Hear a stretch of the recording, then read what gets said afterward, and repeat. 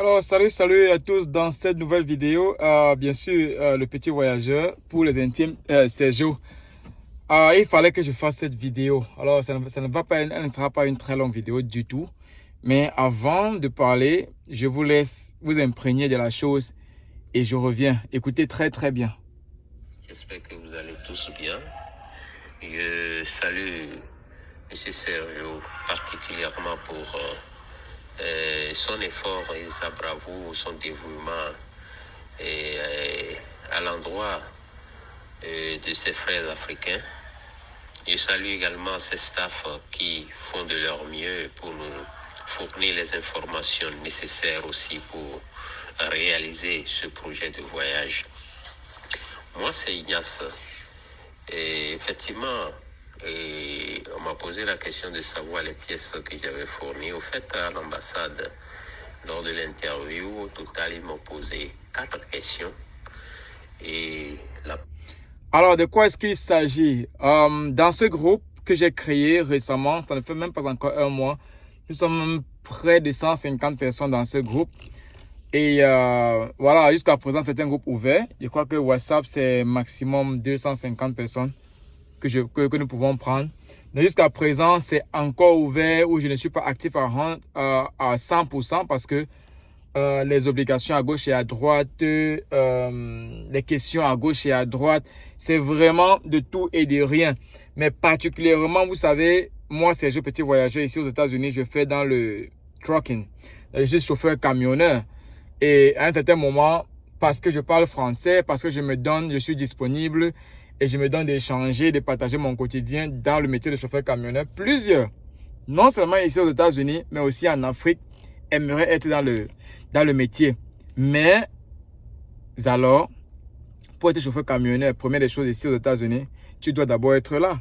Alors, je me retrouve là en train de conseiller des personnes sur différents visas, sur différentes possibilités d'arriver aux États-Unis, en dehors, sauf la clandestine, la mer, la route, la forêt, sauf la clandestine, ok? Je ne traite pas dans ça, je ne traite pas dans les business, je ne traite pas dans les réseaux, on se connaît, nous les Africains, on se connaît. Donc pour ceux qui ont des idées, vous êtes la bienvenue d'en parler, de commenter en dessous. Mais moi, Sergio Petit Voyageur, je reste dans les voies légales et je donne ce que je connais. Donc du coup, ce groupe a été créé et parce que pour être chauffeur camionneur ici, il faut d'abord être ici, être légal, c'est-à-dire pouvoir travailler légalement. Et après, je donne, n'est-ce pas, le processus ou alors comment devenir chauffeur camionneur. Donc, je me retrouve en train d'être obligé de conseiller aussi les frères africains, camerounais, sénégalais, mauritaniens, béninois, togolais.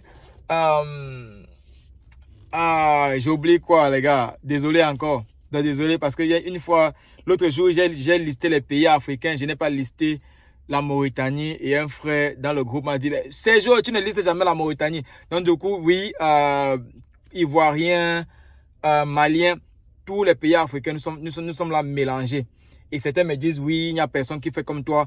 Je n'essaie pas de faire autrement que les autres, mais j'essaie d'être moi-même et de donner le maximum. Donc, du coup, en dehors du trucking business que je parle dans le groupe, comment devenir chauffeur camionneur ici aux États-Unis, je me retrouve obligé de donner les conseils sur comment arriver ici légalement. Et voilà comment on se retrouve en train de conseiller. J'ai toute une équipe là maintenant. J'ai des frères, des amis, des inconnus même, comme Pascal, comme Robert du Cameroun, Pascal du Togo, Danny du Canada. Quoi, c'est Roger, je ne sais pas trop, le frère qui nous a rejoint l'autre jour parlant de Dubaï. Donc, chacun vient avec son expérience et lorsqu'il est vraiment imprégné dans la chose, lorsqu'il dit des choses qui font sens, qui sont vérifiables, qui sont vraies, je te mets comme ambassadeur. Donc, dans chaque pays, et quand je dis ambassadeur, c'est que voilà, tu es administrateur, tu peux ajouter les personnes, tu peux retirer des personnes, tu peux coordonner. En fait, c'est ça. Ce n'est pas mon groupe, ce n'est plus mon groupe. Donc, mais au moins, je reste là, je monitore, j'observe, je lis les messages, je réponds quand je peux. Donc, c'est créé, c'est actif. Est-ce qu'on aide tout le monde? Est-ce qu'on assiste tout le monde? Est-ce qu'on répond à toutes les questions? Moi, personnellement, non. Parce que je ne suis pas au boulot là, je suis en mode famille, je suis en mode enfant, je suis en mode vacances. Et ce n'est pas évident. Vraiment pas évident. Donc, je fais ce que je peux quand je peux. Et on a déjà fait 2 séances de Zoom, c'est-à-dire de conférences, où on prenait des questions, on répondait de live, au lieu d'être dans le groupe où on répond des questions. Donc du coup, l'audio que vous avez écouté au départ, que je vais rejouer, que vous avez écouté au départ, c'est un frère. Je crois que c'est... il est Ignace, il a dit, et il est au Togo. Donc il a eu, avec les conseils, avec l'écoute, les recherches et tout. Nous ne sommes pas des conseillers légaux, nous ne travaillons pas pour l'ambassade, nous ne travaillons pas pour l'immigration et tout. On conseille en fonction de nos expériences. Ça marche pour vous, alléluia. Vous me retrouvez ici aux États-Unis, alléluia. Et on donne le maximum du possible. Rien n'est payant pour le moment parce que je ne sacrifie pas mon boulot pour vous. Si je sacrifie mon boulot pour vous et que je dois faire des réservations, que je dois me déplacer pour vous, je dois prendre des renseignements spécifiques par rapport à vous, vos cas, traiter vos cas, on va finir par entrer en mode business. Mais pour le moment, ce n'est pas encore en mode business, c'est encore en mode freestyle, en mode partage. Et du coup, c'est ça la force que nous voulons comme Africains. Nous voulons nous entraider d'abord et faire aussi simplement, aussi humblement. Donc, écoutons Ignace, finissons l'audio et je vais revenir sur les chauffeurs camionneurs ici aux États-Unis. Écoutons ce qu'il a fait. Alors, comment est-ce qu'il s'est comporté à l'ambassade par rapport au visa visiteur. Ignace vient aux États-Unis en tant que visiteur et il a eu son visa. C'est la bonne nouvelle qu'il partageait avec nous dans le groupe. Écoutons. Oui, bonsoir le groupe. J'espère que vous allez tous bien. Je salue M. Sergio particulièrement pour son effort et sa bravoure, son dévouement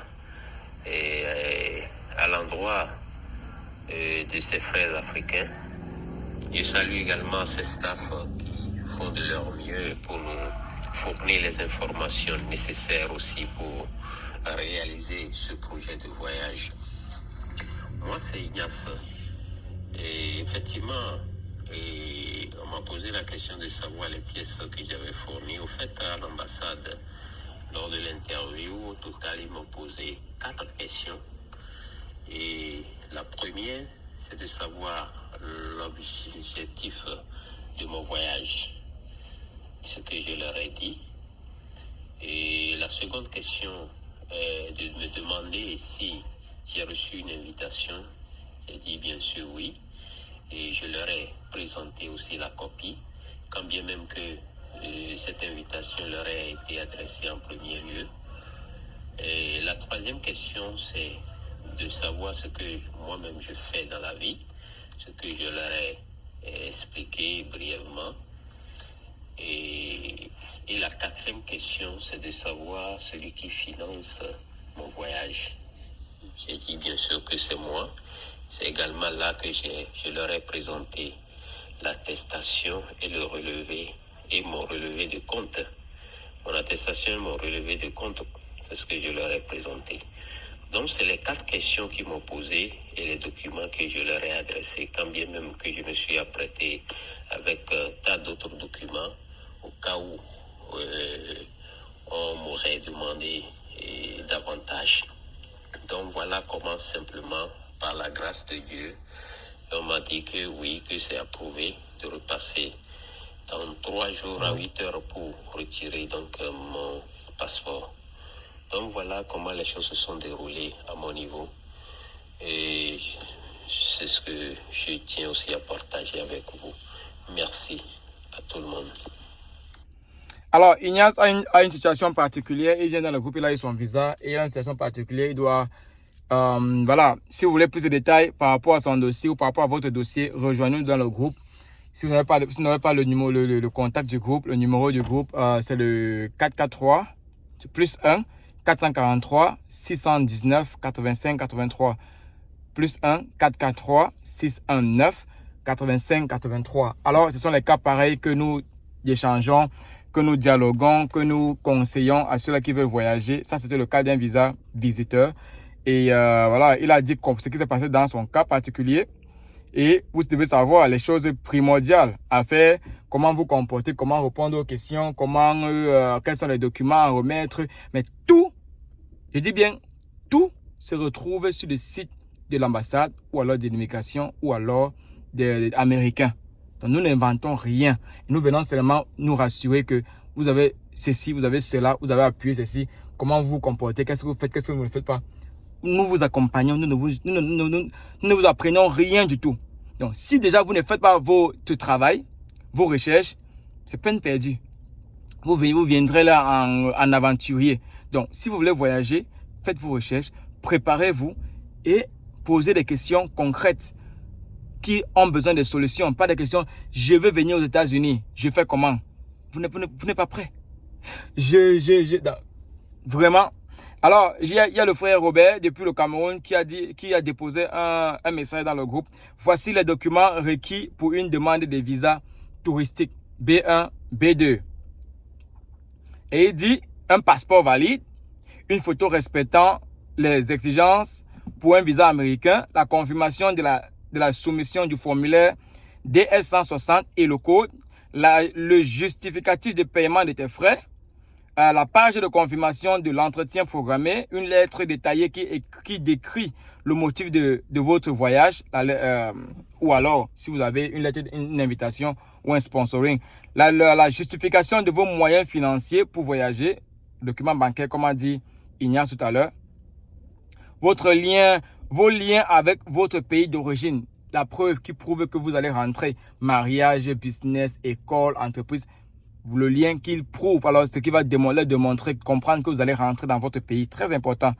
Un casier judiciaire ou une lettre des autorités indiquant que vous n'avez pas une condamnation intérieure. Casier judiciaire, ici aux États-Unis, on appelle ça le background check. Donc, c'est rassurer que vous n'êtes pas criminel, vous ne devez personne. Au pays, en Afrique, on parle de casier judiciaire. Pour ceux qui ne connaissent pas, renseignez-vous. Pour ceux qui ont déjà séjourné aux États-Unis, des documents relatifs au contenu de votre précédente visite, pour les étudiants, pour les travailleurs, pour ceux qui rendent visite à leur famille, pour ceux qui viennent en traitement médical. Donc, des détails qui se partagent dans ce groupe. Donc, ceux qui sont là bénéficient, ceux qui ne sont pas là ne bénéficient pas. Voilà, ceux qui sont même là, ils sont laxistes et encore, c'est chacun son couloir, c'est chacun qui sait pourquoi il est là, respectueusement, pas des histoires qu'on va venir balancer le porte-monnaie magique.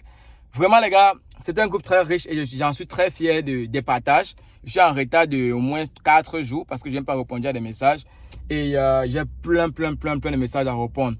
Je vais essayer de me rattraper déjà là-bas. Si vous n'êtes pas encore abonné sur la page de Sergio Petit Voyageur, abonnez-vous ici, cliquez sur la clochette de notification, très important. Déposez en message votre centre d'intérêt et quand vous venez, présentez-vous en message.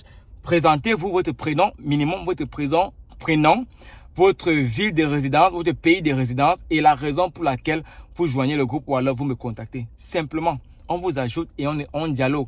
Vous venez, quand vous venez le matin, si vous êtes fatigué le soir, retirez-vous humblement, poliment. Si vous trouvez votre compte, c'est bien. Si vous ne trouvez plus votre compte, vous êtes la bienvenue de toujours vous séparer comme vous êtes venu. Mais nous voulons partager, nous voulons faire grandir la communauté africaine pour s'entraider. OK? Et en fin de journée, c'est truck driving. Est-ce à dire que tout le monde est obligé d'être chauffeur camionneur? Non, pas du tout. Vous pouvez arriver ici, là, et vous décidez de faire dans la médecine, dans autre chose que le transport, n'importe quoi, votre domaine. Mais nous faisons le minimum, nous vous accompagnons, nous vous aidons. Et je dis merci déjà à mon équipe qui s'agrandit, très important. Merci à vous. Et merci à vous qui m'écoutez chaque jour. Et s'il vous plaît, abonnez-vous, simplement abonnez-vous, aimez la vidéo, partagez. Je reviens, comme je disais, pour les détails ou alors sur comment est-ce que être chauffeur camionneur en step by step ici aux États-Unis. Donc, si vous êtes déjà ici et vous avez besoin de renseignements, contactez-moi aussi en inbox, venez dans le groupe et on va partager pour ceux-là qui ont besoin. Désolé pour la longueur du message ou alors de la vidéo. À très bientôt en inbox. Allez, ciao, Sergio le petit voyageur pour vous.